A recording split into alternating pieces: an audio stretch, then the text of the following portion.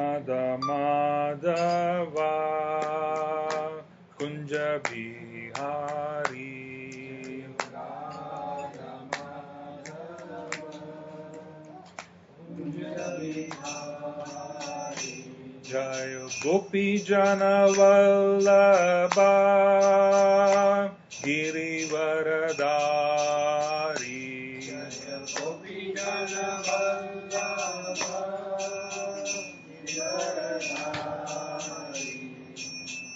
Yashodanandana Braja Jana Ranjana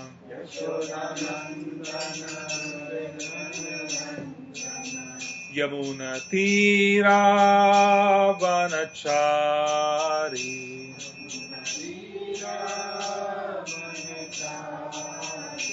Jayo Radha Madhava Kunja Bihari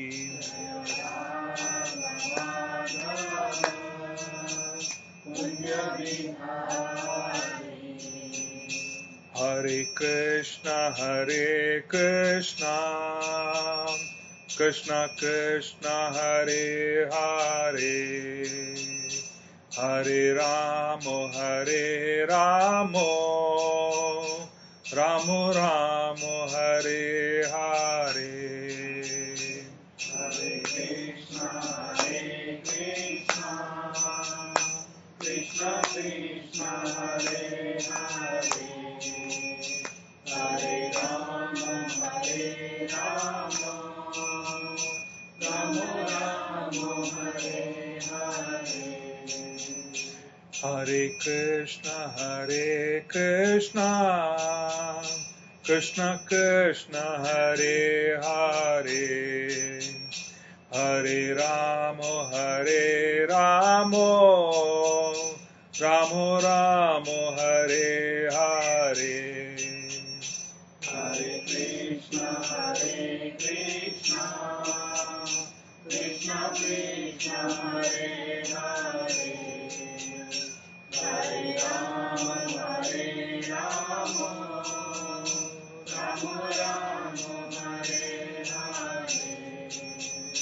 Hare Krishna Krishna Krishna Hare Hare Hare Ramo Ramo Ramo Hare Hare Hare Krishna Krishna Krishna Hare Hare Hare Ramo Ramo Ramo Hare Hare Hare Krishna Krishna Krishna Hare Hare Hare Ramo Ramo Ramo Hare Hare Hare Krishna Krishna Krishna Hare Hare Hare Ramo Ramo Ramo Hare Hare Hare Krishna Krishna Krishna Hare Hare Hare Ramo Ramo Ramo Hare Hare Hare Krishna Krishna Krishna Hare Hare Hare Ramo Ramo Ramo Hare Hare Hare Krishna Krishna Krishna Hare Hare Hare Ramo Ramo Ramo Hare Hare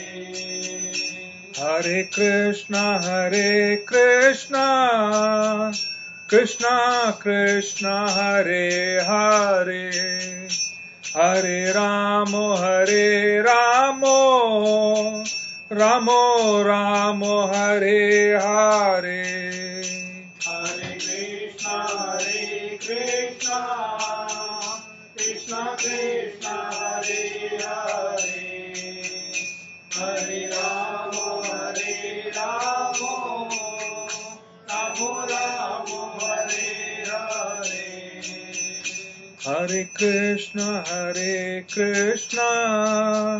Krishna Krishna, Hare Hare.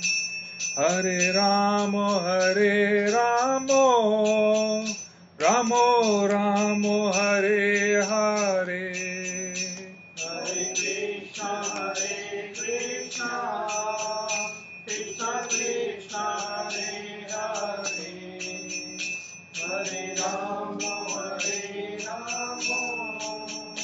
Ramo Ramo, Hare Hare. Srila Prabhupada ki Jai. Gaura Premanande. Hare Krishna. So it's been a very long time since we have come here to Connecticut, and this happens to be the first class that I'm giving after we set the website up, which is Sandhini.com.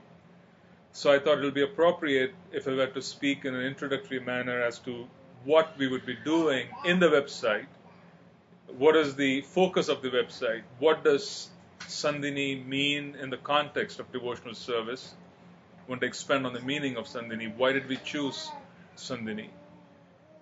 And I thought it would be an opportunity because that's my first class after the website was set up.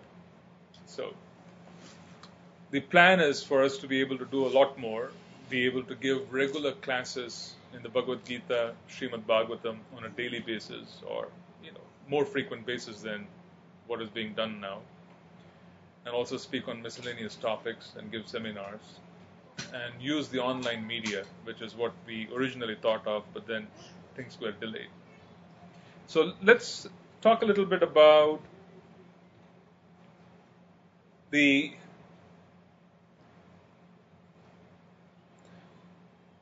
nature of existence. If we notice and if we observe, everyone practically on the material plane is attracted to living eternally. There is a certain attraction in the material plane to live forever, where even if one is in deep suffering, they do not want to leave their bodies. And you notice this in the phenomenon of the drug industry, the pharmaceutical industry. There are multiple billions of dollars being invested and reaped out of drugs that prolong the life of terminally ill patients, and it gives them an extra month, 2 months sometimes, and the chances of them extending their life is around 20% to 30%. And they're practically on their deathbed, they're unable to move, but yet there is a desire to continue to be on this plane. There is a desire for everyone to live longer than usual, which is well known, and it is being observed, right? We've spoken before of the existence of the cryogenic laboratories in Texas. I'm not sure if it still exists now, or maybe it's relocated. But then the whole purpose is that there seems to be a scientific group who believes that preserving the body would allow them at some point to advance science to such an extent that life can be infused again into a so-called dead body.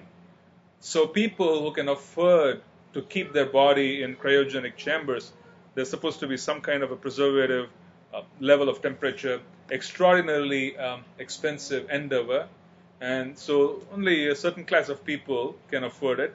So you have sports stars and so on and so forth vying for it, and you have people associated with them, booking their times and so on.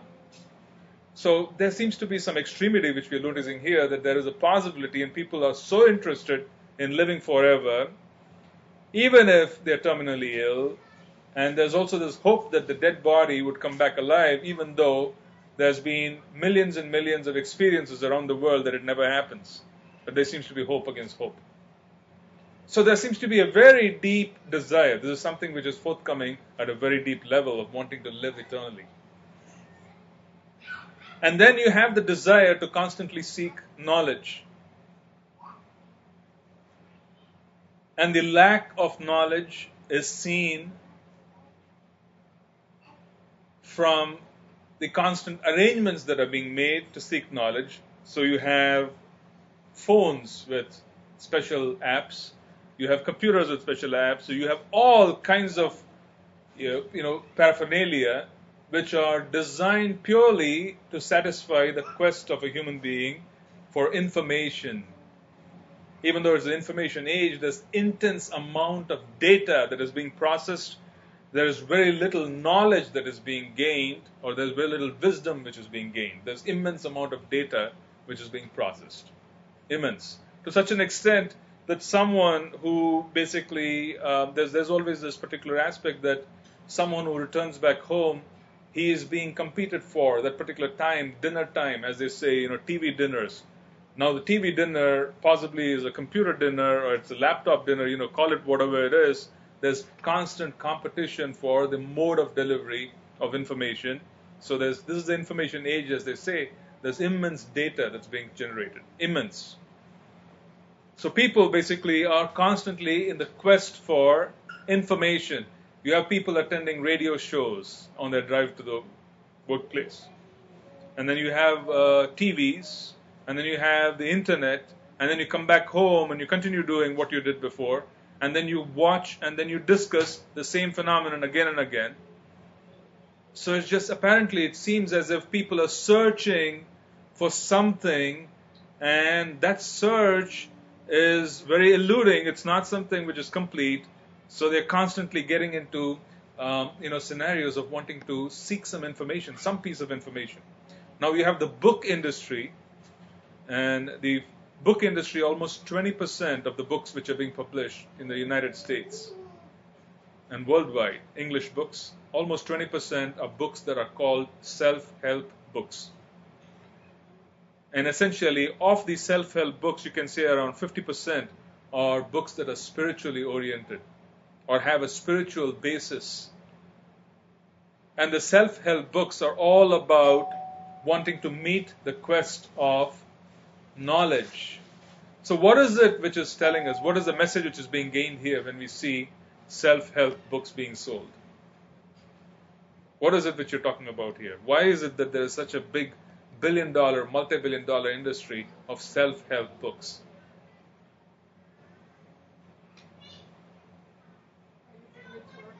Should we answer? Yeah, please. Yeah, I'm not posing a question. We're not satisfied. We're searching. We're unhappy. Obviously, we are searching for answers, right? We somehow feel that we are lacking in answers. We feel that we somehow or the other are operating somewhat under a situation which could be likened, compared to a flu. It's subpar. I'm not operating optimally. I'm constantly seeking ways and means so that I could uncover my potential, because somehow I feel completely dissatisfied with my situation in life. I'm working in a certain establishment, but I'm not being recognized. I do believe that this is not where I'm supposed to be doing things. So there's always this quest for doing something better. There's always this quest for wanting to seek help to uncover true potential. People are seeking information about themselves. They're trying to discover themselves, and this is self-help. What could possibly help me gain more knowledge about myself? Maybe there's something within me which needs to be awakened. So there are spiritual processes that are being talked about. There is sadhana, there is yoga, there are different kinds of paramparas giving different kinds of information for people to uncover their potential. And then you also have corporate training. Millions and millions of dollars are being pumped into corporate training purely for the sake of being able to uncover the potential of their sales force. They bring in someone raw, train them, and then they want to be able to reintroduce and bring them to full potential. So there's always this particular situation where we are seeking information, and this information is being sought in a manner which is quite alarming, because there's immense amount of data floating around. But also, it is giving us a lot of clues that This seems to be a quest which is also eternal. As much as we want to live forever, the human being wants to gain immense amount of knowledge in the hope that it would be of great assistance. And then there's always the quest for happiness. If you ask anyone if they want to be happy, the answer is yes. You're searching for happiness. Different ways and different means are being tried out. People want to move away from a certain geographical location. They want to relocate in the hope that they will be happy if they move to a different city. They want to move houses. They want to change their hairstyles. I took my beard off, but it is not a quest of happiness. If you wonder, yeah, there's nothing to do with happiness. I would be equally happy with and without my beard. But so people want to change the way they look. They have plastic surgery done. It's also a path of wanting to seek happiness. So happiness is something which is being pursued. So if you notice, people are seeking after Sat, which is eternity. They are seeking knowledge, which is the Chit Vaibhava, and they are constantly seeking Ananda, which is bliss. Sat, Chit, and Ananda are the attributes of the super soul and the qualitative attribute of the soul. Sat, Chit, Ananda is the original situation of a soul. Quite naturally, since that is our original state, there's a constant quest because that quest comes from deep within. That quest comes from deep within, so the pursuit is extraordinarily vigorous because the soul is seeking eternity. It is seeking its situation of immense knowledge being able to uncover itself. And there's always this quest of intense bliss because that experience has been a birthright. However, the quest is occurring in the reflection of reality in Asat, that which is not true, that where all of these attributes are only partially available, or all of these attributes are seemingly available but are very deluding. But the search is on. Right. This is the pursuit that goes on both materially and even for those souls who have focused on wanting to leave this body, the pursuit of moksha. There's bhukti, which is wanting to enjoy, and there's also the pursuit of mukti, where they want to be relieved from this particular situation and they want to move on. But ultimately, it is about Sat, Chit, and Ananda, which are attributes of Krishna. This is the state of the soul. This is a specific attribute of Sat, Chit, Ananda, Krishna. Krishna is Sat, Chit, Ananda. Since we are a part and parcel, we are searching for it. We are searching for Him. And that search occurs sometimes in separated energies. We seek Him in different places.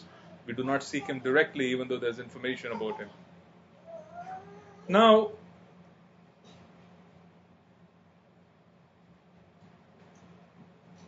the energy of Krishna, Godhead, has three different types of energies. What are those?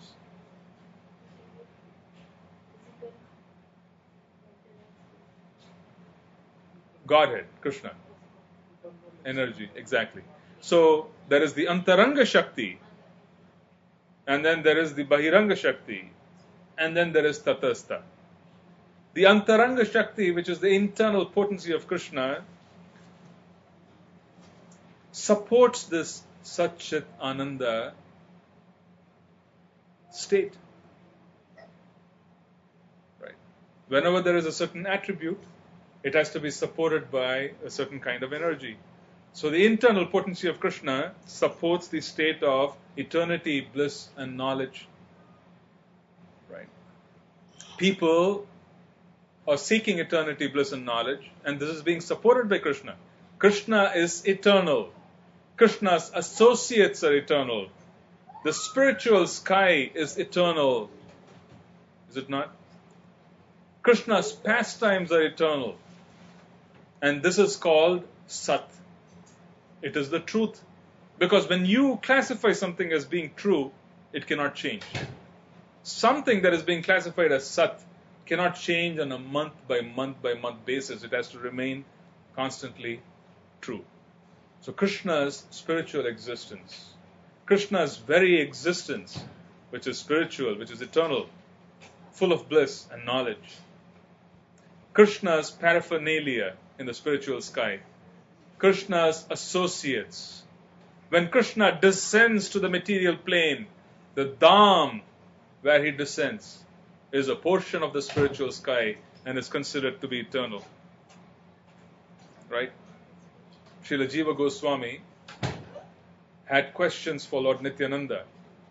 He asked him, how is it possible that Mayapur and Sri Vrindavan Dham are considered to be spiritual planets? How is it that it is supposed to be a part of the spiritual sky? Because we are seeing a lot of material phenomenon in Vrindavan. This was back in the 15th century. So now it's even more obvious. You have all kinds of nonsense going on. But you can imagine Srila Jiva Goswami noticed that and he asked Lord Nityananda saying, how is it possible that they can coexist? What are we talking about here? Lord Nityananda clarified. And his clarification was that the spiritual plane is covered by a thin film of material dirt. So one who chooses to live on the material film can do so when he is in the Dham. So even in Vrindavan, you can be on the material plane because there is a thin covering of material plane. Or you can be on the spiritual plane and then enjoy the spiritual aspects of the Dham. So both coexist when Krishna descends in the Dham. So we understand that Krishna's eternal aspect of existence is supported by his internal potency. His aspect of himself, his knowledge, his omniscience, his knowledge about himself and the knowledge of the devotees is supported by the internal potency. It takes Shakti to remember and to know something. So there's Shakti involved in knowledge about Krishna, knowledge about his eternal associates. And then Krishna's existence is blissful, Ananda. It is supported by the internal potency. The support of Sat, his eternal existence, by the internal potency is called Sandhini. Sandhini Shakti is the specific Shakti or aspect of Krishna's internal potency that supports and is all about Krishna's existence. Krishna's existence rests on the Sandhini potency. The Dham, Sandhini potency, the spiritual sky.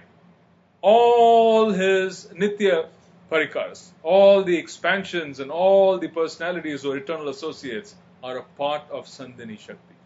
Nanda Maharaj in Vrindavan, Yashoda Maiya, Krishna's friends, his maidservants, his servants, the animals in Vrindavan, the trees, the entire Dham, his paraphernalia, his shoes, his clothes, the cows, all of this is a part of eternal existence because they exist eternally in the spiritual sky.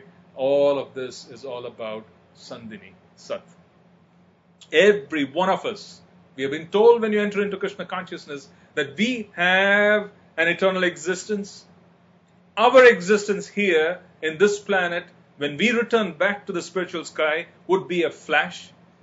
We may not even remember it because we never left the spiritual sky, because the time in the material plane, even if it were to be 1,000,000 years, is minuscule compared to eternal time. So our departure from the spiritual sky and our being here on the material plane, even for millions of lifetimes, will not even be missed for a few moments, because that's what this is. It's like this. It's like a snap. It's relative time. Okay. So our existence is eternal. We have an eternal nature, and that nature is in the association of Krishna, who is eternal and is in the Dham. Uncovering this eternal nature requires Gyan, requires knowledge. Do you all agree? When we talk about full potential, when we talk about Chit, right? Eternal existence is Sat, which is the truth. Am I this body? This is Asat. It is not the truth. Am I a spirit soul, a part and parcel of Krishna, a resident of the spiritual sky? That is the truth, because that's my eternal existence. I have always resided a part of the spiritual sky, and my residence here is temporary. In the context of eternal time, it's a flash in the pan. So this is asat, our existence here. Our bodies here are asat because they're temporary. Sat is eternal existence, and we have a very specific relationship with the Lord. And the relationship itself is the basis of existence, because without a relationship there cannot be love. Correct? So we have a very specific relationship, and that relationship is the method through which we exchange love with Krishna. So there is this whole concept of a soul being in the mood of a servant and connected to the Lord in awe and reverence. Dasya. There is the mood of the soul being in the eternal nature of the soul, being associated with Krishna in the mood of his friend, Sakya. And there is this mood of wanting to serve Krishna in the relationship of being a parent, like Mother Yashoda. There are many, many, many, millions and millions of mothers in Vrindavan who see Krishna and have an intense relationship with Krishna as their own son. Of them, the most prominent being Mother Yashoda.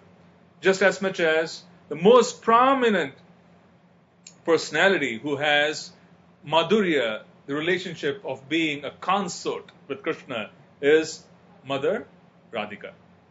Srimati Radharani is, there are millions and millions and millions of gopis who have the eternal relationship with the Lord of wanting to associate and have a relationship with Him in the form of being a consort. But of them, the most prominent and the origin is Srimati Radharani. And then in parental love, you have most prominent aspects in Vrindavan being Mother Yashoda and Nanda Maharaj. Right? But there are many others who share the same mood of Vatsalya Bhav. There are many of our acharyas who took on that mood. And then there are those who are friends, and the most prominent of the friends are Shubal, Sridham, Sudama. You hear of Madhu Mangala. You read about all the most prominent friends of Krishna. But the most prominent are those, but he has millions and millions of cowherd boyfriends, because they used to say that Nanda Maharaj's time, 5,000 years back here on this planet, I think Nanda Maharaj, it's given in the scriptures, he had what, 1 million cows? 900,000? 9 million. Okay, yeah, 900,000. Yeah, close to 900,000. So 900,000 cows, you should have cowherd boys, you should have cowherd men, cowherd girls, you should have quite a few of them to manage those 900,000 cows. So Krishna had many, many cowherd boyfriends. Most prominent we speak of. Then he had servants, right? What are the names? Raktaka, there's Patraka, Das, right? There are so many of them who are in the mood of Dasya in Vrindavan, who serve Krishna in the mood of a servant. So these are relationships, because these are vehicles to exchange the mood of love, and love is all about exchanging service. It is all about service, because without service, love is mere sentiment. There has to be service. So there is this particular relationship with Krishna, because he is Akhila Rasamrita Sindhu. He is the ocean of all relationships. And we have a relationship with him specifically, and that is eternal. And that relationship is eternally existing. So that is a part of the Sandhini potency, our being able to connect to Krishna eternally. We are a part of the eternal relationship. Correct? It is existing. Even as we speak right now, it exists.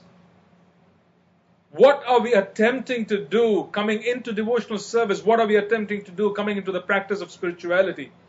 We are coming to this practice of spirituality in a quest of knowledge, and that knowledge is all about uncovering this eternal relationship. The whole purpose of sadhana is for us to be able to uncover this eternal relationship which exists. My relationship with Krishna is Sat, it's eternal, it cannot change, it doesn't go away.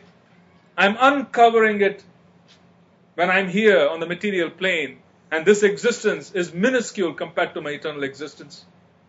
And the practice of uncovering it requires what? Gyan. I need to know what? I need to know my sambandha. I need to know what is my sambandha with Krishna. What is my specific relationship with Krishna? That is sambandha gyan, which is managed and controlled and empowered by the internal potency of Krishna called samvit. It has two components. One is desire and the other is karma. Someone may be born in a family which has absolutely no connection with deeper aspects and more confidential aspects of Godhead. But then there's a very deep desire to know God. The arrangements are being made automatically for that individual soul to come in touch with Krishna at the deepest level. Someone is born in a family, and we notice this in our movement. It's just phenomenal to see the number of devotees from the Western world who have absolutely nothing to do with the Vedic paradigm. They have not come in touch, at least in this lifetime, with anything to do with the Vedas. They're in some remote part of the world. But then there is this deep desire that they carry from several lifetimes of wanting to know God in a deeper sense. There is desire, but there is no karma here. Why? Because the karma is that they are born in a foreign body, in a place which is far, far away from the activity and the plane of existence of all the eternal activities that occur in Vrindavan or Mayapur. But then there's a deep desire to know Krishna. So what does he do? He reveals himself to them. And this can also be seen in other theologies.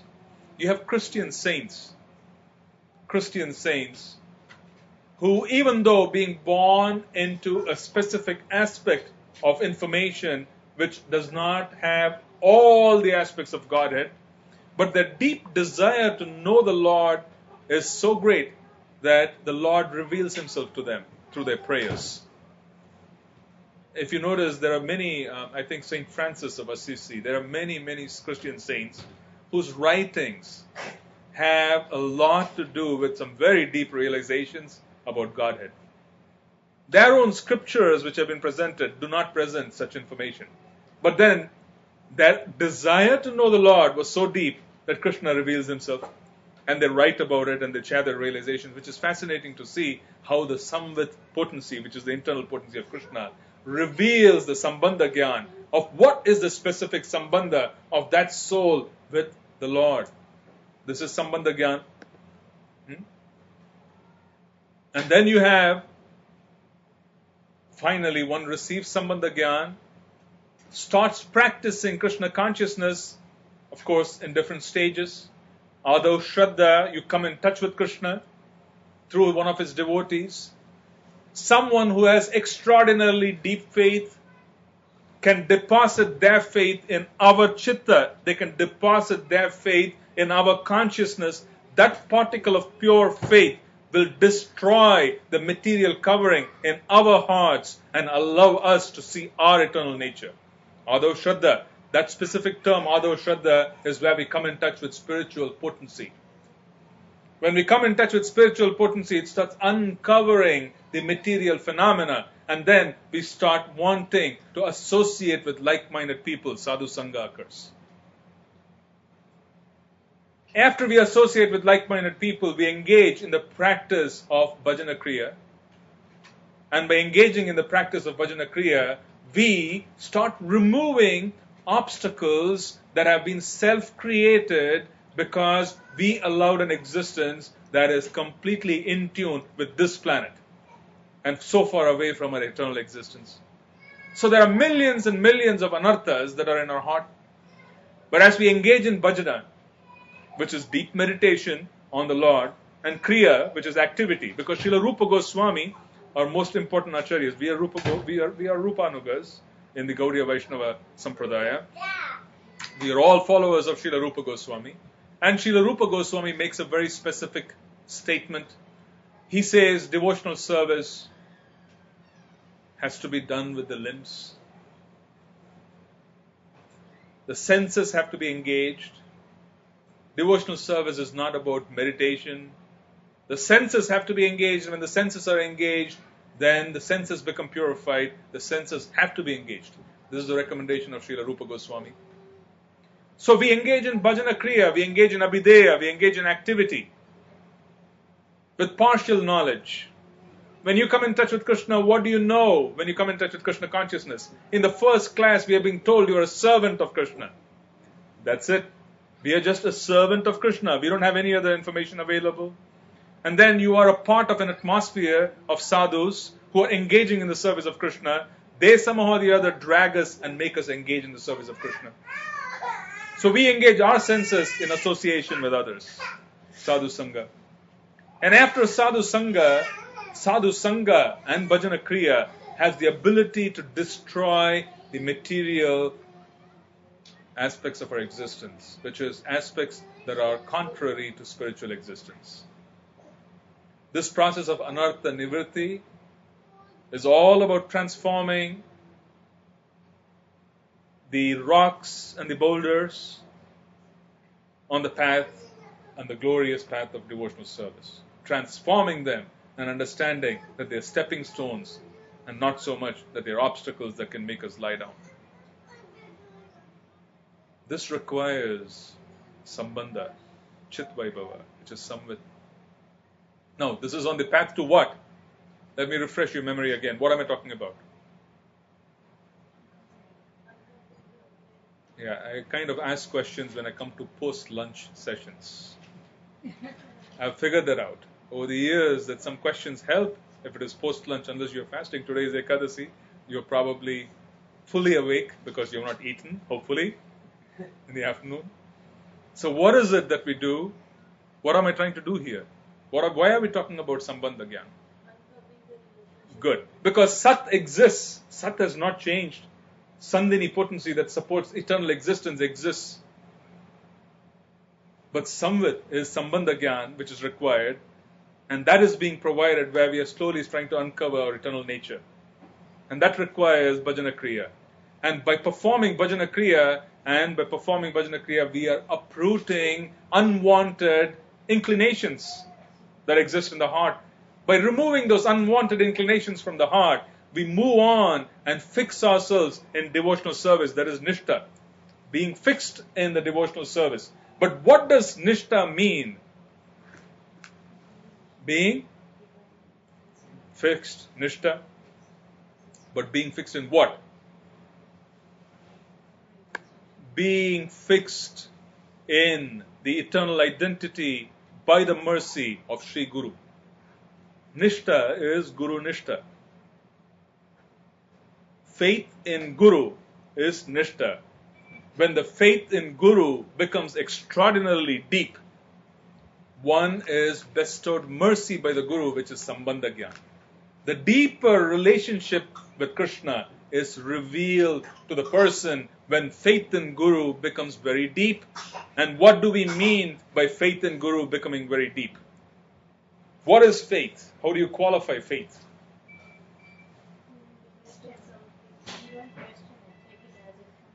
You don't question, you take it as it comes. And what else? You need faith because you have not seen something. You are taking the words of the Guru.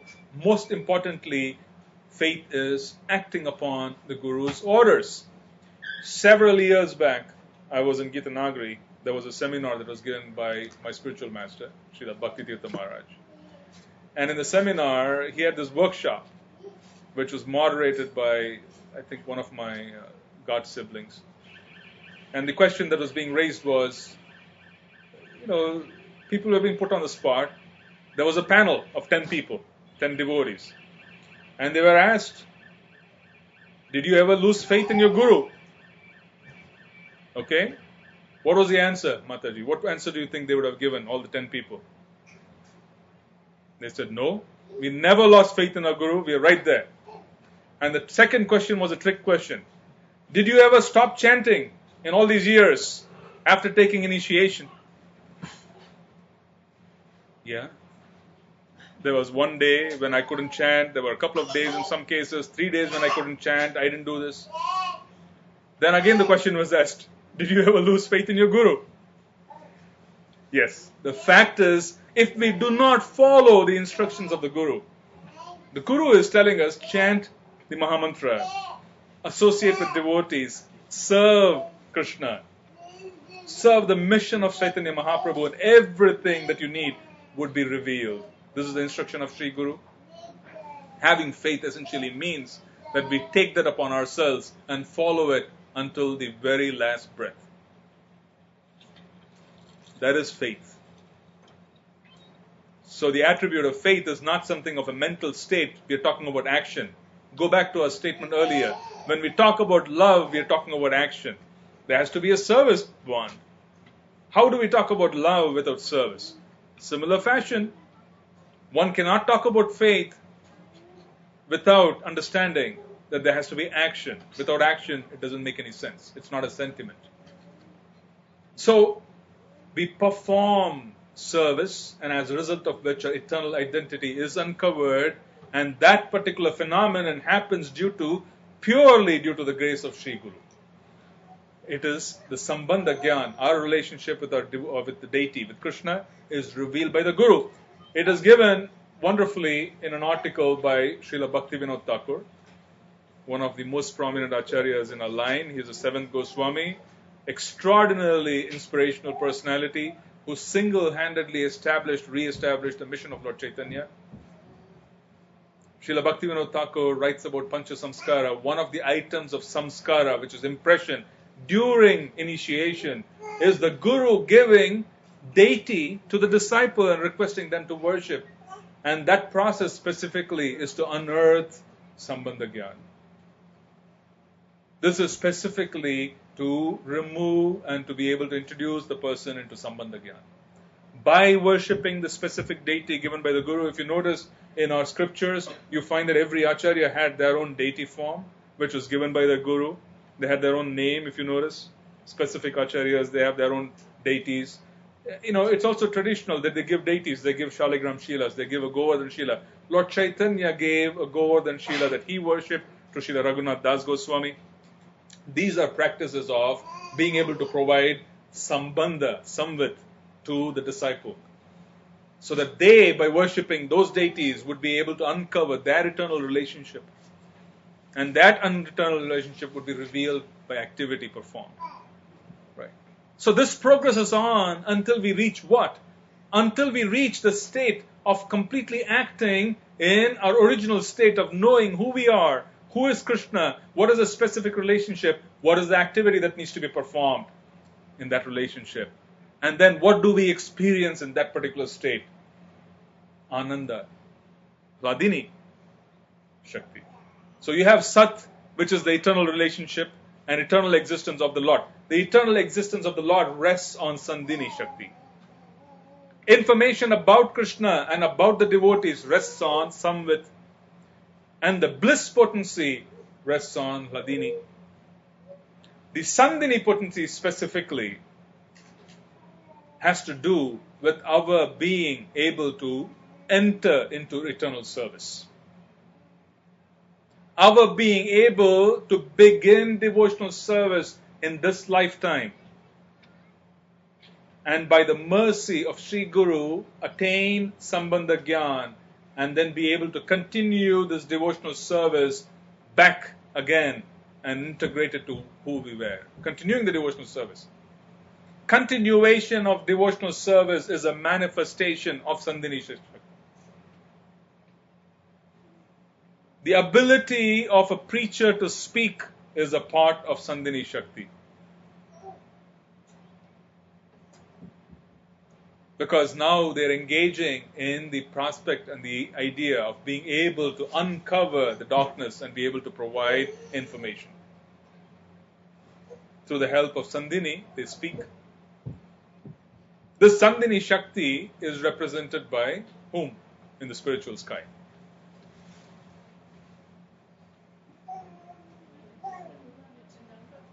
Lord Nityananda, Balaram.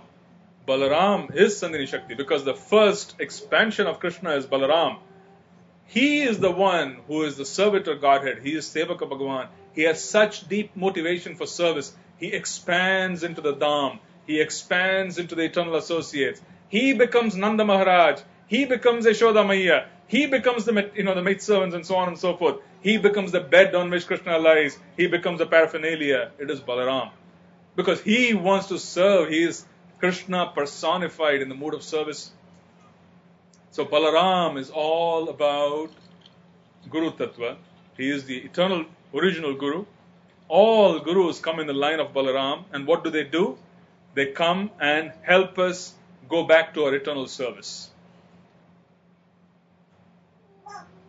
They make arrangements and they carry the potency of Sambandha Gyan, and they, through their heart and their faith, deposit the Sambandha Gyan from their heart into our hearts. Sri Guru is a representative of Balaram. So Sandhini potency is all about our ability to continue devotional service on this plane and to be able to continue forever in the eternal plane, because that's our original state. Now, why did we name our website Sandhini.com? Not because it is associated with Balaram specifically. More so because there's a great challenge amongst devotees in the devotional community, be it the Gaudiya Vaishnavas, be it the Sri Sampradaya, be it any Sampradaya in the world, in any walk of life. Anyone who is a spiritual aspirant who wants to go higher has great difficulty in being able to meet the objective, lifetime after lifetime, being able to complete their sadhana. Because the road is long and it requires immense help. It requires firm plans, and one has to be able to execute those plans after building up a certain plan. So the whole objective of us naming the website Sandhini was be able to share content and be able to focus on content that would help in not only maintaining, but would help specifically in removing the anarthas. Being able to share content which has helped us, which is a part of the scriptures, and be able to share content which will help us work on ourselves better and be able to help others work on themselves better, so that we could remove the obstacles that remain in entering into eternal service, which is our birthright. Sustaining anything is a huge problem. There can always be a one-shot, someone who comes in and then, performs and then says he's great. So and you see this all the time in spiritual circles, where someone is extraordinarily enthusiastic for a short period of time and then the flame goes out. Because the old anarthas catch up with them. The samskaras catch up with them, and they are unable to process life because they have simply not figured out how to rearrange and realign their goals. They have not figured out how to manage their material aspirations. They have not figured out how to bring Krishna right in the center, which is the whole topic of the Bhagavad Gita. The whole topic of the Bhagavad Gita is being able to bring Krishna right in the center. Sarva dharman parityajya mam ekam sharanam vraja aham tvam sarva papebhyo mokshayasmi masacha. Sarva dharman parityajya. You have multiple identities and you have multiple duties and dharmas in your head associated with those identities. But then you have the identity of being a servant of mine. Give up every other duty or align yourself to the core existence and core identity of being my servant first. And then understand your other duties in this context. That is Sarva Dharman Parityajya. Krishna says that very clearly, that first of all, align yourself, keep me in the center, understand that you are related to me and you and I are extraordinarily close. I love you more than anyone else. And that relationship needs to be uncovered. Place me right in the center. Everything else should be in the periphery.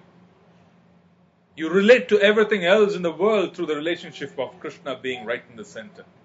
Krishna and Srimati Radharani being right in the center. Krishna and his associates being right in the center. Everything else is in the periphery. This is the principle of Bhagavad Gita.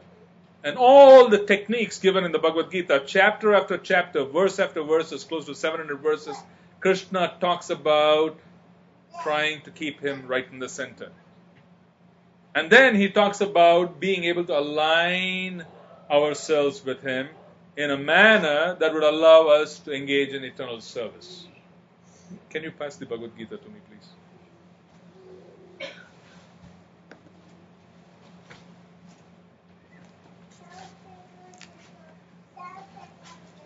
So there is a specific verse, and this verse is in the 9th chapter. Let's go to the 9th chapter. 9:22. Ananyas chintayanto mam e janaha parishu pasate tesham nityabhiyuktanam yogakshemam vahamyaham. What is the translation?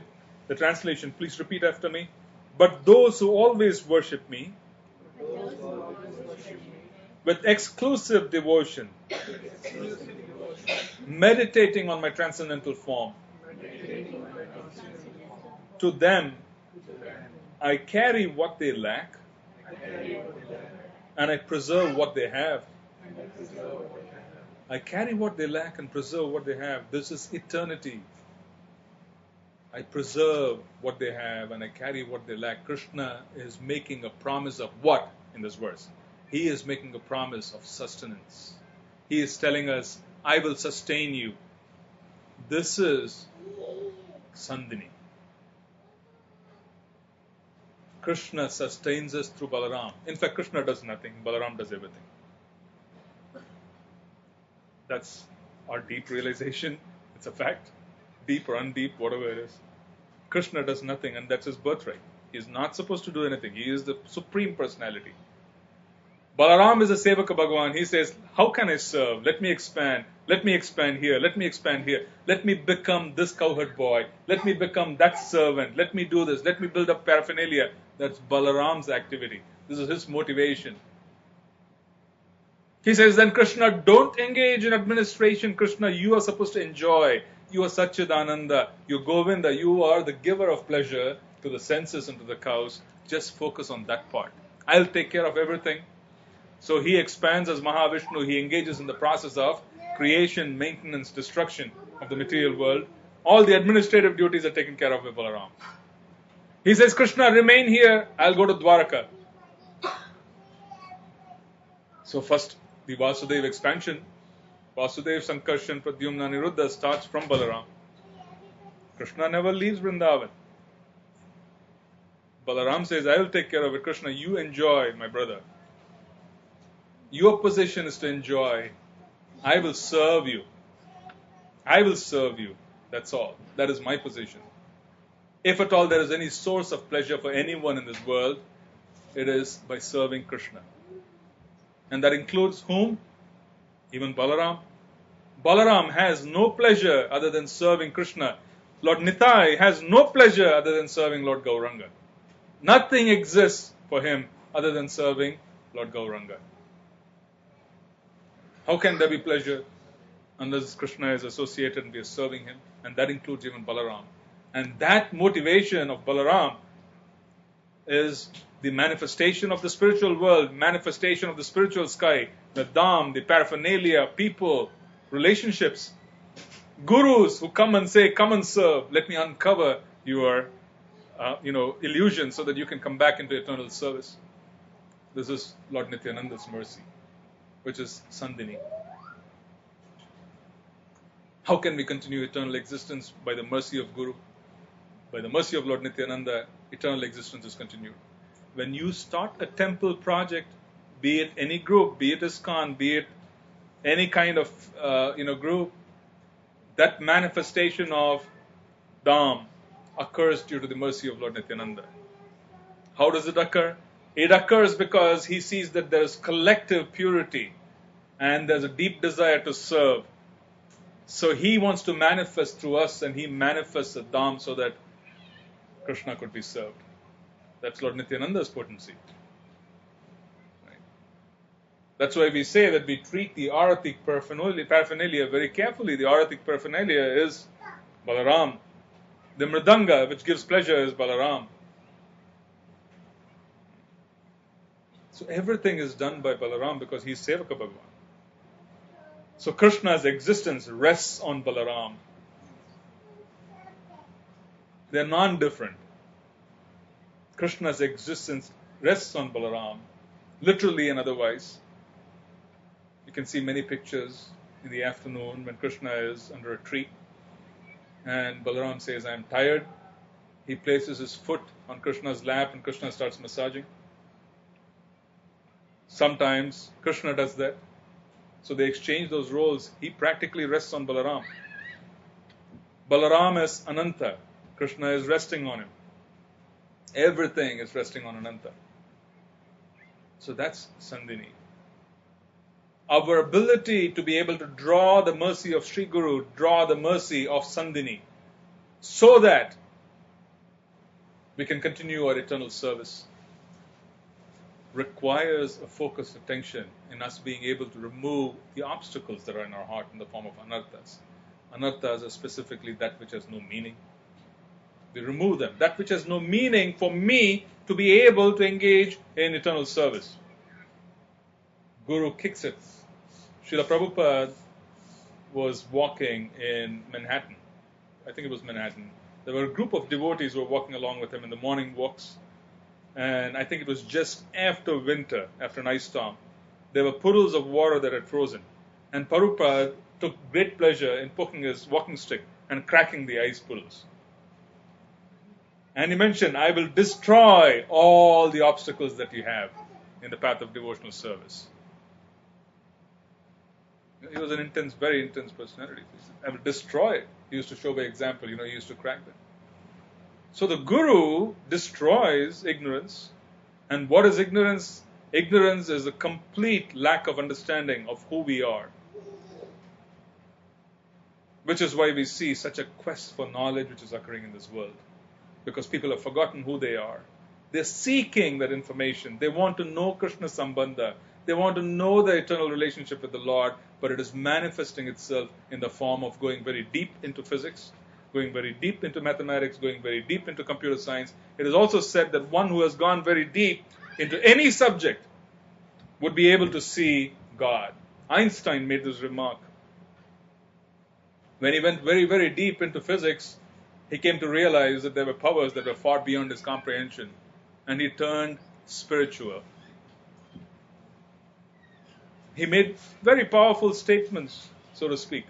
He made a statement where he said that problems created by those with a lower consciousness can only be resolved by those who have a higher consciousness.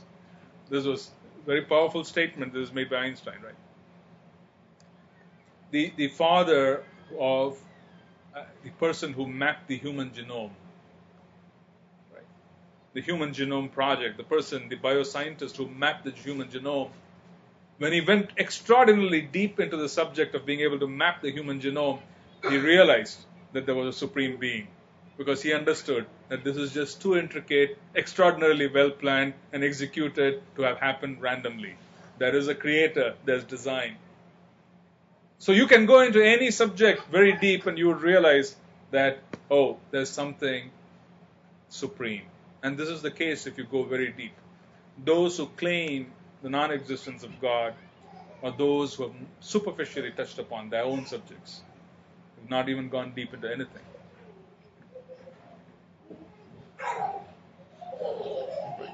So the purpose, again, is for us to be able to establish a website which will focus on classes, videos, seminars that are focused on the Bhagavad Gita, focused on the Srimad Bhagavatam, and that will deal with the subject of removing the obstacles that remain on the path of eternal existence.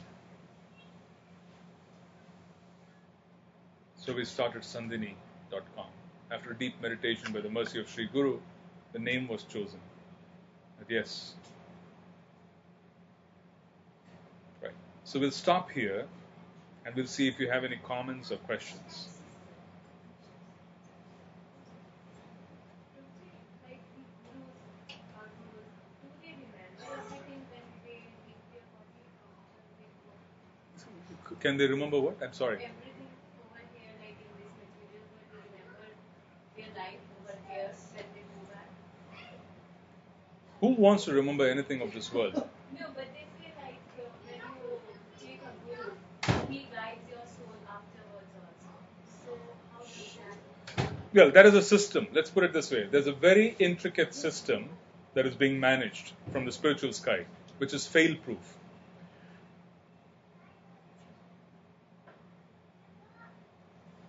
The guru gives diksha, which is the process of initiation, and the guru may depart for the spiritual sky.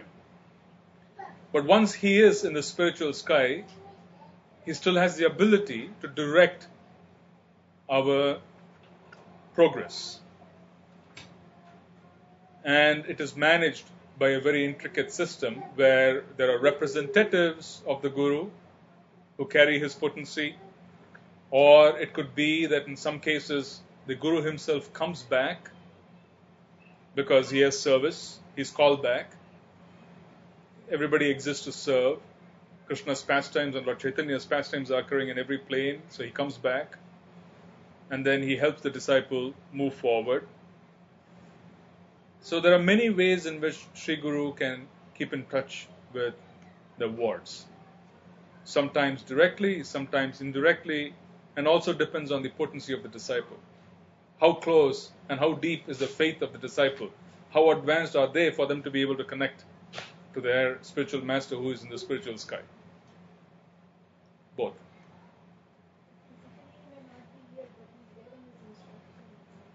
That is exactly what I meant by saying, correct. Physically, the guru may not be present because the guru may transit. However, the guru is surely eternally present in the instructions, and the disciple who faithfully goes extraordinarily deep into the instructions of the guru will remain extraordinarily in touch with the guru even after their departure. See, what is the barrier between a pure soul and the spiritual sky?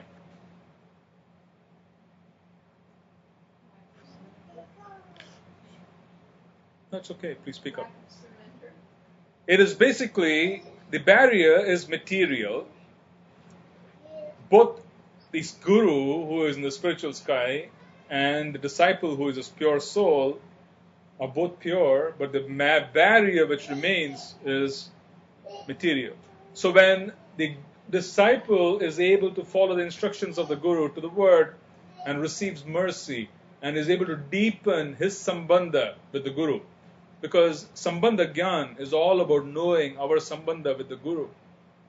When the sambandha with the guru is extraordinarily deep, that sambandha gyan, that relationship, that samvid potency, information about our identity, expands itself into an associate who is in the spiritual sky, an eternal associate of Krishna.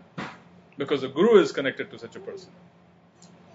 And then that person takes over. It's almost like an agency. And then there's a deeper bond between the practitioner and the eternal resident of Vrindavan. Right. Guru already departed and the disciple is still in this material world. So how the process of initiation happens? No, I'm talking about after initiation.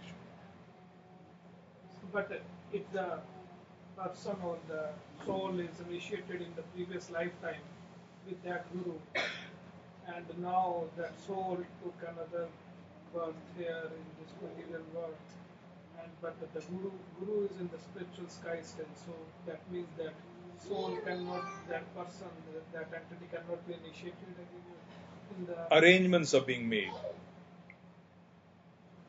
The guru need not be physically present here. His potency can be transferred to an empowered entity. There can be representatives. It's almost like an extraordinarily organized, process. So it's not, it's completely foolproof. So arrangements are being made depending on our inclination, depending on the degree of surrender. An appropriate representative is revealed. And when we surrender to that representative and serve his limbs to serve Krishna, automatically then our limbs are purified, our senses are purified, and we awaken our spiritual identity and we start moving forward. So those arrangements are organic. One need not make any extraneous arrangement for us to be able to uncover our eternal nature. It is organic if you follow the instructions of Sri Guru. It is extraordinarily organic if you follow the instructions and be a part of the movement of Lord Chaitanya and facilitate the movement of Lord Chaitanya. Automatically everything should happen because that's the arrangement made by Lord Chaitanya himself. So in other words, material nature cannot interfere with a spiritual process. The process of spiritual existence is eternal. The process of going back to Godhead is a process which starts. It cannot be interfered permanently by material nature. For a sincere servant, material nature cannot overcome the person because they have the ability to transcend if they have deep faith in the instructions of Sri Guru. Yes. This is touching upon a question I had. But my notes are at home in my Gita, so I'm forgetting a word. But the one word I do remember, I'm asking if you could clarify what's the difference between Sambandhagan and Svarupgan.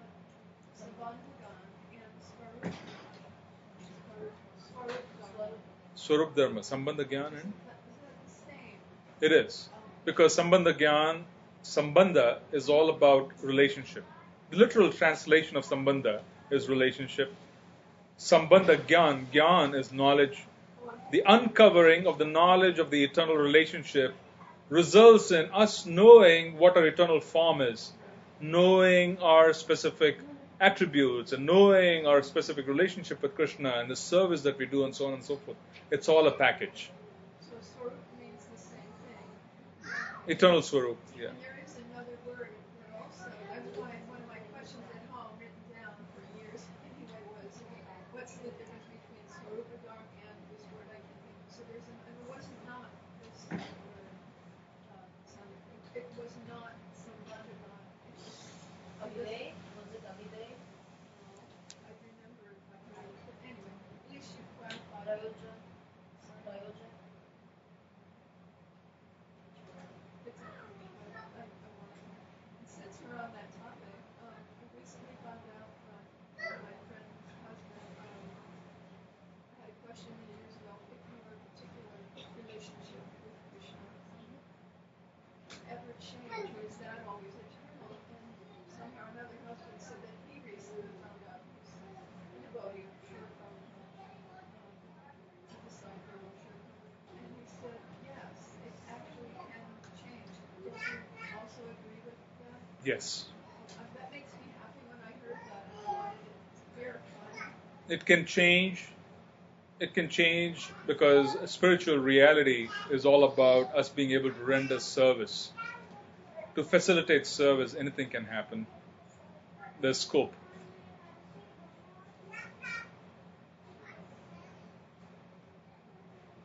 That's what the whole journey of Gopakumar in the Brihad Bhagavatamrita is all about, him reaching different planes of spiritual awakenings and existence, and him not being satisfied and wanting to do more, and finally reaching the arms of Madan Gopal.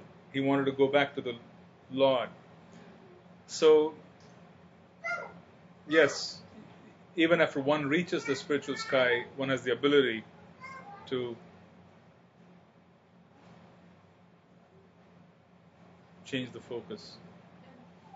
And to add to that, I had mixed answers years ago at a rock yatra in Los Angeles, and I was really confused, but I thought, I think because it's so rare, but someone asked in the audience, once you come here, you work through many, many lifetimes, and you eventually go back to Godhead.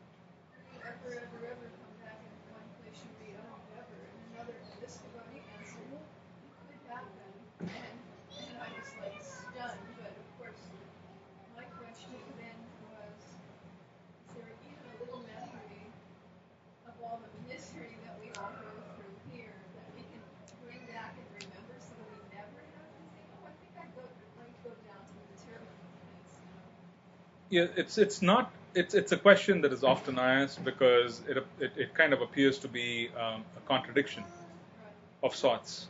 It's a contradiction of sorts because Scripture talks about one going back and never returning, and then we also hear that We came from the spiritual world into material existence. We came from the spiritual world into material existence even though we are eternally spiritual because we were in touch with material energy. So, meaning that it's an ontological position. It's not so much, it's ontological in the sense that one possibility is where there's danger even for a pure soul, even someone who is eternally liberated. There is danger when they come onto the material plane because they are in touch with material energy. In a similar fashion, you have situations of, for example, us taking birth in an earthly sojourn or pastime of the Lord, not so much going back to the spiritual sky, but then Krishna is having Vrindavan pastimes in some other earth planet. And we take birth in the womb of a gopi in Vrindavan so that we could shake off the material covering finally and be in an environment that is completely surcharged with the love of Godhead. And then, yet we are surely a part of the material sphere because the pastime is occurring in an earth planet in the material sky. So in such situations, one can say that they have attained the spiritual state because now they're associating with Krishna, but they're still in touch with material energy in one form or the other because it's occurring on a material plane. And in such situations, one can surely be distracted.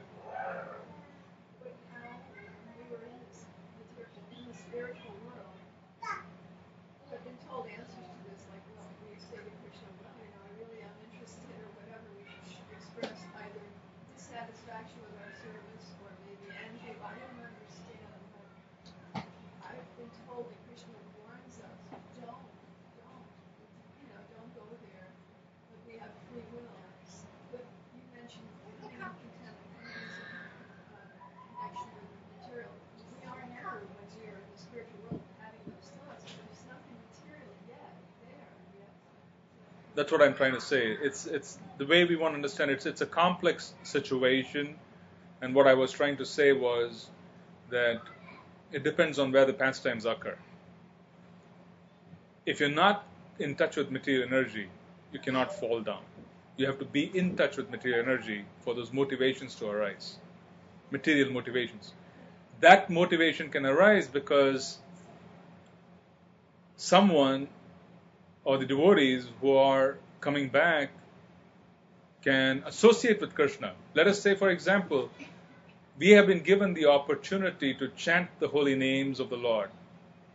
When Lord Chaitanya was walking on the streets of Navadvip, when Lord Nityananda and Haridas Thakur were walking on the streets of Navadvip in West Bengal, they used to go knocking on the doors, requesting, and this was Balaram, Godhead himself, knocking on the door saying, please chant, and you are in touch with the greatest spiritual reality. And the person rejects and shuts the door. When Krishna was on the planet 5,000 years back, not everybody could recognize his transcendence. Right? So, one could be in touch with Krishna during his earthly pastimes. Be completely in touch with Krishna, which is in one sense liberation, or you can say going back, a spiritual state, because one is able to have direct association. But since they're still on the material plane, there would be some motivations because they're in touch with material energy. So that's how things can occur. Secondly, you can also take it up that you can also see it in our own situation that we have been given so many instructions about the power of the holy names. We have been given so much mercy by the mercy of Lord Prabhupada, Srila Prabhupada, Lord Nityananda, Lord Chaitanya and the Acharyas. But yet, we choose to turn our faces So this is specifically because we are in touch with material energy. We are specifically in touch with material energy. So as long as you're here, there could be a state of complete purity, but even in that state of complete purity, you're still in touch with material energy, which poses a danger of us being able to move away. However, the Acharyas have a firm conclusion on this. They tell us, immaterial, or when you are in touch, the fact is you are not in touch now and you are on the ground. So start working on ourselves. In other words, they tell us very clearly that yes, we were in touch, we were not in touch, we could have fallen down, we could have been in the spiritual sky, but the fact remains that we are now here. And being here requires that we do what is required by us, by the Acharyas. So that's an instruction which also comes by saying, focus on the aspect of going back, even though that could be this eternal existence. Because its eternal existence and eternal existence of time is such that our context and our stay here is almost non-existence in the eternal context of time. So one can say it never happened. It's almost like a drama. It's almost like a dream. You just wake up like a bad dream and then it's over. It's like a flash. One blinks in the spiritual sky and they then come back. So this existence is just over in the context of eternal time. So in that context, one can say that they were part of the spiritual sky, but they came in for a brief moment to experience material phenomenon, and then they go back and they wake up, and it's almost as if nothing happened. So there are many ways to look at it, actually, even though sometimes it can be confounding, it can be confusing.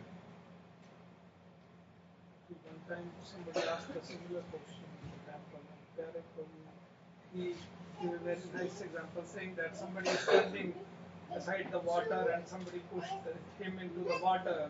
Instead of thinking about how I pushed into the water, I should think about getting out of the water. Yeah, So, something like that. You have to work on yourself so that you could come back and you start focusing on the fact that we are here. Any other questions? Yes? One question. So you mentioned, Prabhu, that Balram is always serving Krishna. And why did he not participate in the battle of Kurukshetra? Because he was serving Krishna. Like physically. His non-participation was also serving Krishna. There's a very special relationship between the two of them. It's very difficult to understand the relationship of why Balaram does what he does. He is the independent Supreme Personality of Godhead himself. However, he never acts unless Krishna desires. Deep down, it is Krishna's motivation that he should not participate, and he goes on a parikrama and he comes back. So, why did he not participate? The actual reasons were given that he didn't want to take sides. Duryodhana was a disciple. Balaram is Patita Pavan. He basically he takes on and he gives mercy to anyone. So Duryodhana was a disciple. He said, "Oh, he's my disciple." On this side, Bhima is my disciple. Let me just move away. I don't want to participate in any of this, in this fight. But in reality, Balaram acts according to Krishna's desires. Even though he is the Supreme Person himself, he acts according to Krishna's desires because he is 100% focused on how to please Krishna. He has nothing else in mind. So it was Krishna's desire to take center stage. If Balaram had been there, it would have been a problem. He had to be in the background. Krishna took center stage. He always takes center stage. Even when Balaram is around, Krishna is always in center stage. Balaram somewhat takes on a muted, he goes into the background, allows Krishna, even though they are on the same level, because they are non-different. also, it's said that Radharani is the internal potential. She is the internal potency, yes. But Balram is the controller, the administrator. There is the internal potency of Krishna, there is internal potency of Balaram. The internal potency of Balaram is subservient to the internal potency of Krishna. Just as much as there are thousands and thousands of Lakshmis who are serving Srimati Radharani. Different Lakshmis are associated with different Vishnu expansions, but they are subservient to Srimati Radharani. Similarly, Balaram's internal potency is subservient to the internal potency of Krishna.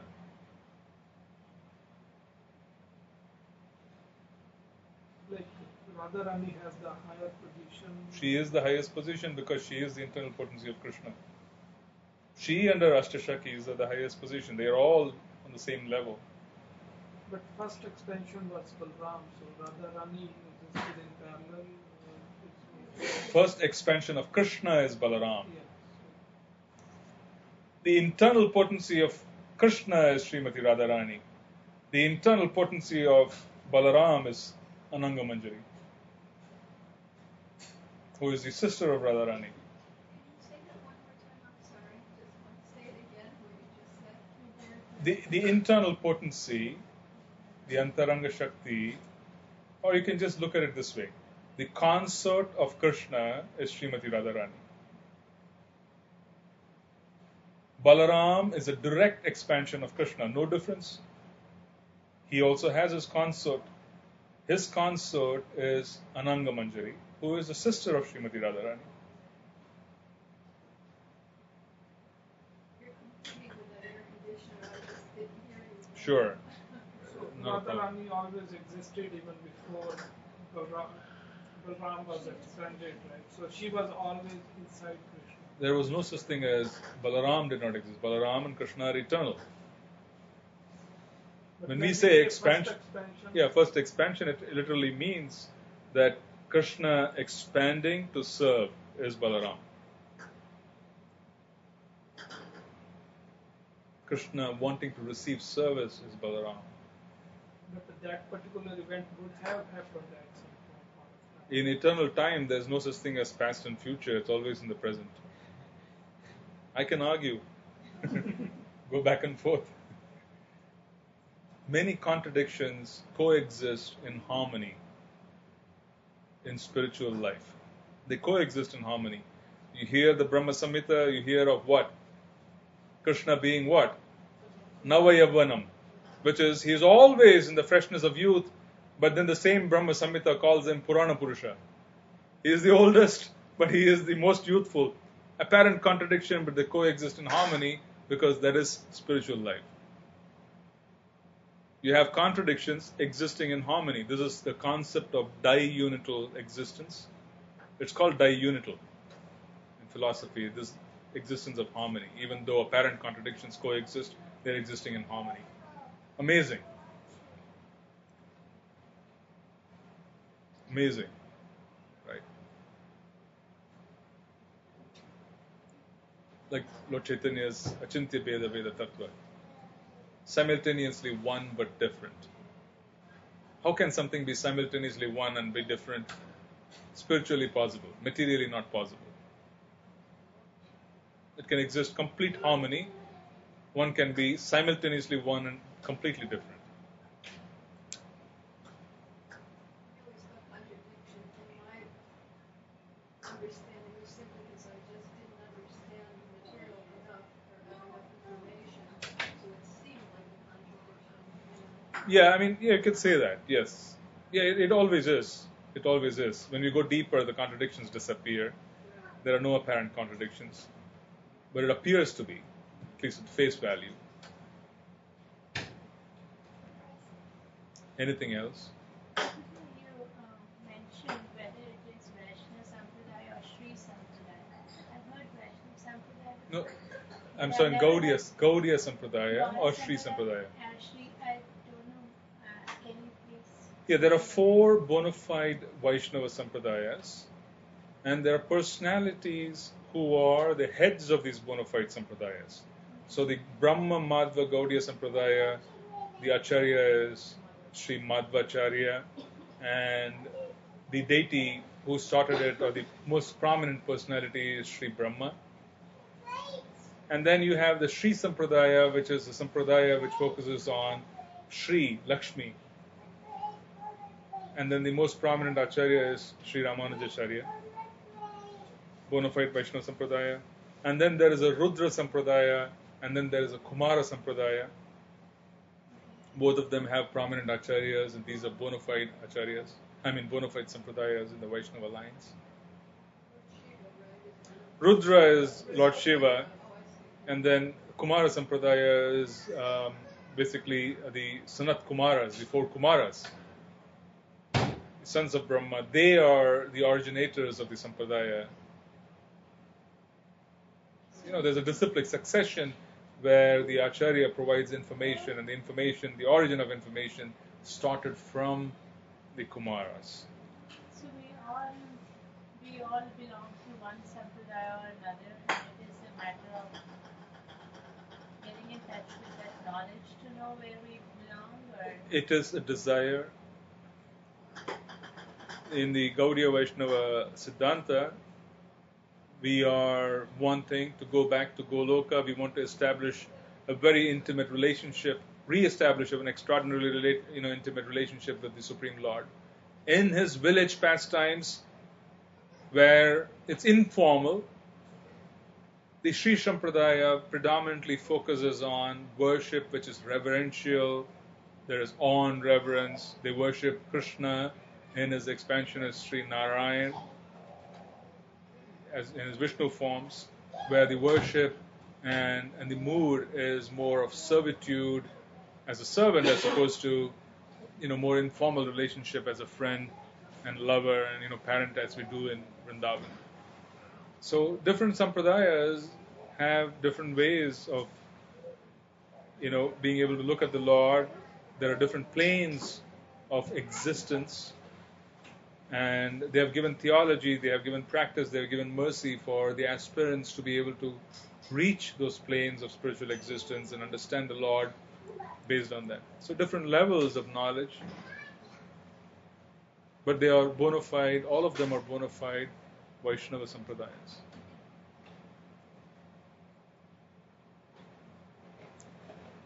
Anything else? How is it that Rudra Sampradaya will be called as a Vaishnava Sampradaya? He is the Parama Vaishnava. He's a Param Vaishnava. Vaishnavanam Yata Shambhu. So Vaishnava, he is the Parama Vaishnava, and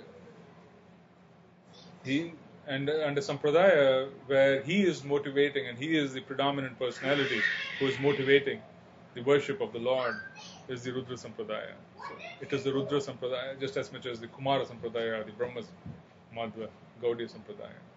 In the Rudra Sampradaya, do they consider Lord Shiva as the Supreme Personality?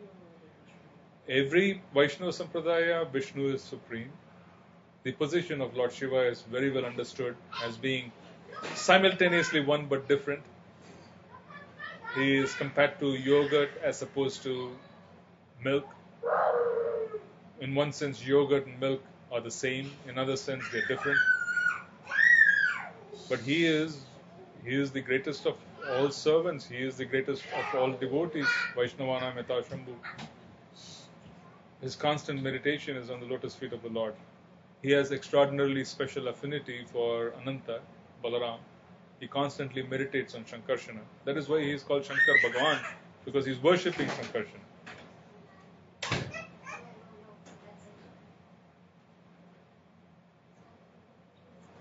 Anything else? Why would Balram expand as Vasudeva? Because he is the first expansion. I mean, somewhere I read that for each loka, There are the quadruple forms. There are all these forms. Exactly. That's How- true. how- In the Vaikuntha sky, every spiritual planet has the quadruple expansion existing as well.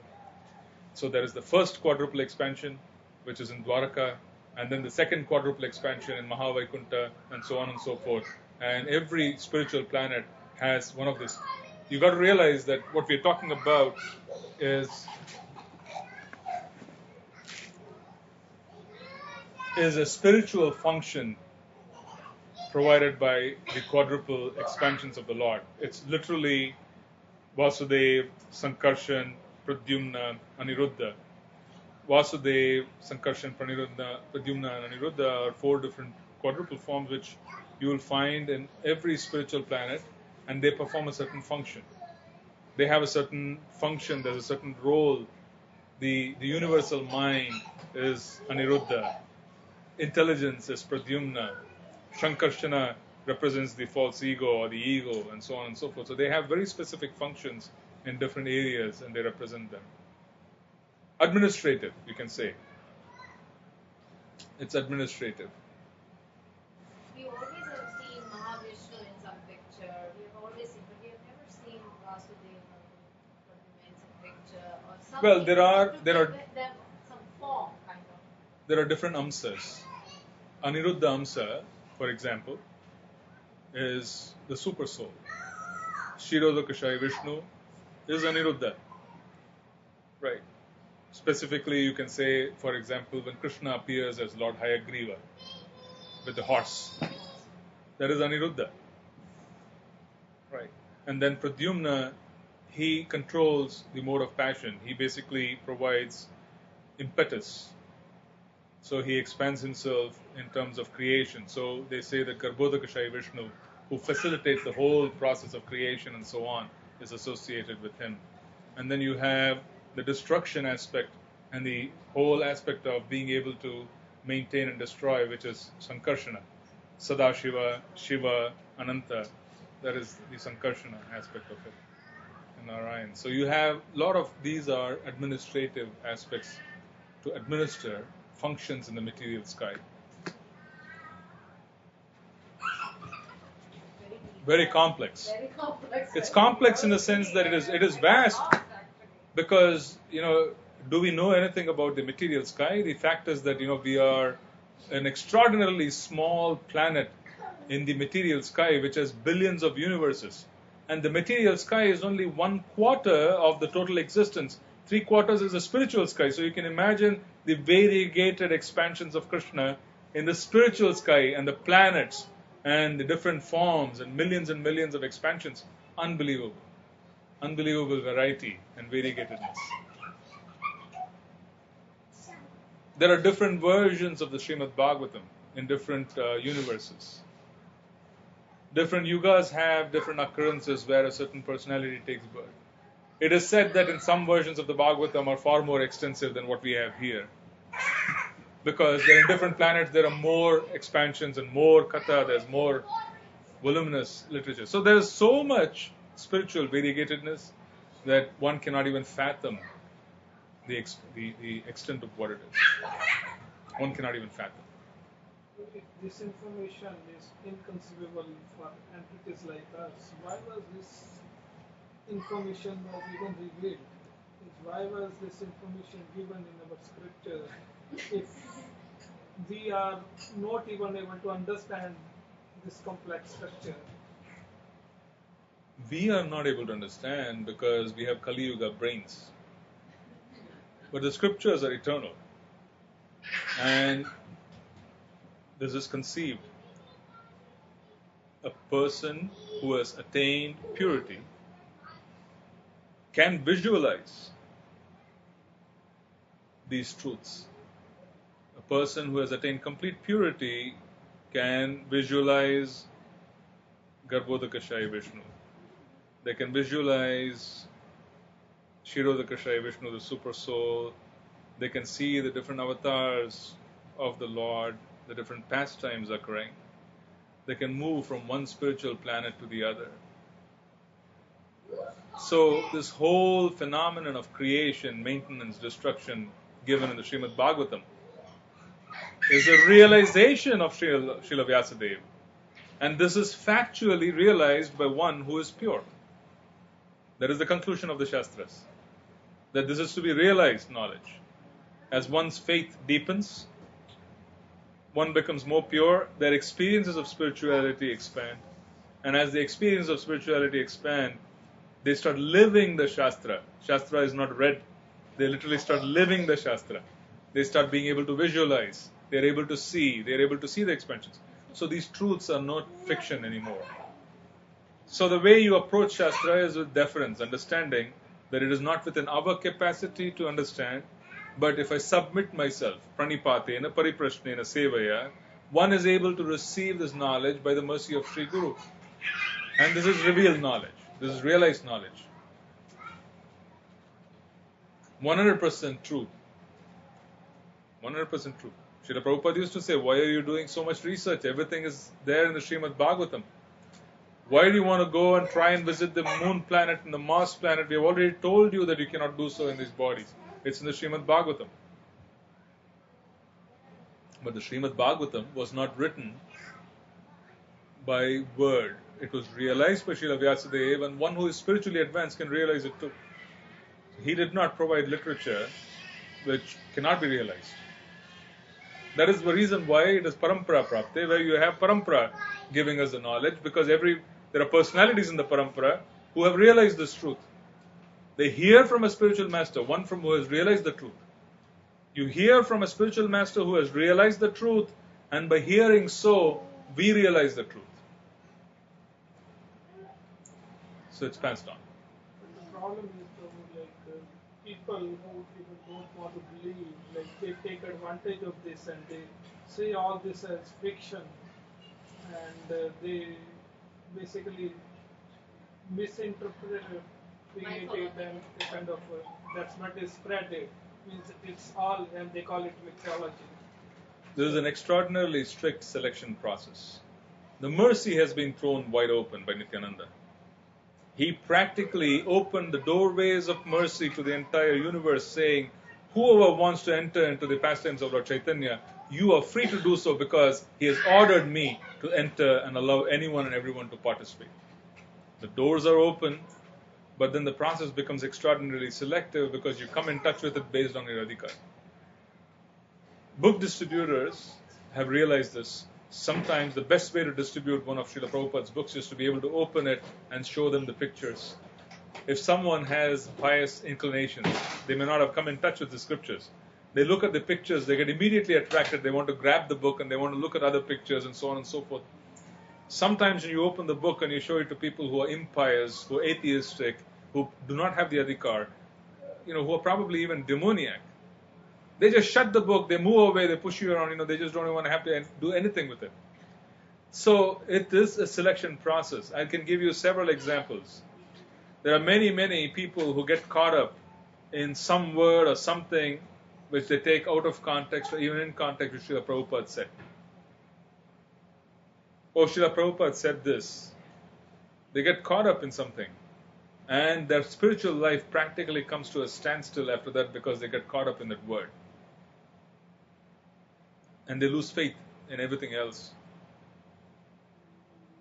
But that's exactly how it is. If you're qualified and you have developed deep enough faith and you approach the books that have been provided with the proper mood, they have the ability to reveal everything. Or they would just shut themselves down because these books are alive. Scripture is alive, it's transcendental, it's not just matter, it's spirit. So this open closing happens automatically. I see some people even read them because they love the fiction stories and they like to read these books also. I remember I was in gym actually. One of my colleagues, he came to gym also, and he had this book about Draupadi. So I just saw that book. I first time saw that book, and I asked. It was about something Indian, something that I asked him like, "What is this book?" And he said that this is about the Draupadi stories and all those. I said, he said it's just all those fiction stories. I said, why it is fiction? This is real. He said, come on. He was reading it. He was reading this book because he was liking it as a fiction stories and all this stuff. So I'm saying, people get attracted with these books because these are they consider this as just the fiction, they don't even consider them. So it's not just like people who are really have the relation, they get attracted. It's like the other ways also, like people. It's a fact. That's the reason why it is very clearly said that one who understands the transcendental nature of my pastimes would never take birth again. One has to be able to understand that this is transcendental. So that happens when they come and engage their senses in the service of the Lord. That happens when they come in touch with sadhus, not just by reading. So one has to be able to understand anything, not only devotional service, anything. One has to be able to try it out. Right? Something, even a mundane practice, one has to be able to try something out for some time before you reach conclusions. One cannot really dismiss it. That's foolishness, where you just read a book and say, okay, this is my conclusion. You dismiss it. That's what I was trying to explain to him, but we had very short time. So. you should just, you can't really control the outcome of everything. Sometimes you'll have to understand that we are instruments. Some people just do not have the adhikar to go beyond the initial contact of just coming and touching a devotional book. They touch it, and then the next lifetime they have to wait an entire lifetime before they come and open the first page. It happens. So sometimes you got to realize that yes, we are instruments. This happened with Lord Nityananda. He goes knocking and he's saying, chant the holy names. And this is Balaram. And people shut the door on his face. What to say of us? And this was 5 centuries back. Can you imagine? Can you imagine where people could reject mercy right at their doorstep? And that was 5 centuries back, when it was supposed to be, the environment was supposed to be more palatable than it is now. So what to say of now? So we become instruments, we want to extend ourselves, and for most part, it is for our own benefit. Even though we want to engage and we want to bring in others, we gain a lot. We develop realizations. Our faith becomes deeper by engaging in so. So one should not be deterred by results. One should continue serving, because by continuing to serve, we deepen our faith, immaterial of what the results are. Those experiences would be there. Krishna would reward that endeavor by revealing a little more of himself. So it's extraordinarily important to persevere, even though apparently something is not working out. We should not be that result-oriented. Results will come. Prabhupada used to say, if no one is there, you preach to empty rooms. They used to make huge amount of prasadam. They used to travel from one college campus to the other. They used to hire a hall in this campus.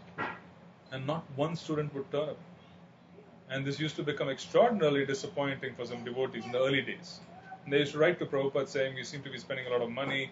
We seem to be doing this, that, and the other, but no one there. And Prabhupada used to say, continue, preach to the empty walls. That's it. Because it's purifying for you, and it is purifying because you're sowing the seed of bhakti in the environment.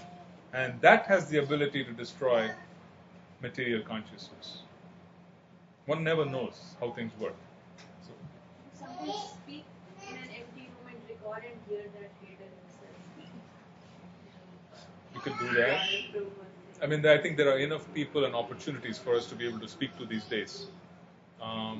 But the point which I was trying to make is that we don't want to be so result-focused in devotional endeavor, even though there has to be planning, even though there has to be some calibration of efforts. We don't want to be so result-oriented, because the results are controlled by Krishna, even more so in the spiritual plane. And he would make arrangements depending on what is best and who is supposed to be there, and so on and so forth.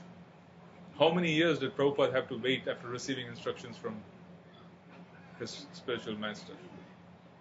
How much endeavor? How many books were written by our acharyas in Vrindavan 500 years back? Who would imagine that 500 years later, those books and the purity carried in those books and the holy names would be spreading in every part of the world? So the endeavor, spiritual endeavor, sincerely done, is never lost. It would have its impact. So it's not our station to determine how it's going to be. I think we'll end here because I would be a little late. Srila Prabhupada ki jai.